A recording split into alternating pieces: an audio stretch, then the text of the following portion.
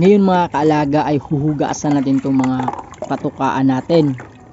So importante ito upang mapanatiling malinis at makaiwas din sa mga sakit. Inuna ko na itong mga plastic feeders. Yan.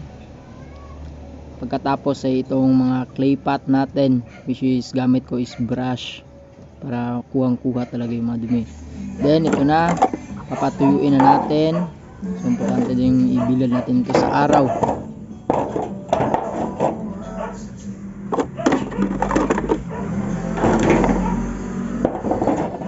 Itong mga clay pot natin ay patihayan ko lang ito para matamaan ng sikat ng araw.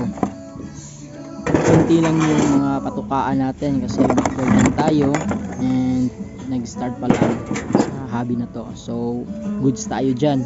So ayun mga kaalaga, so kita-kits sa next vlog.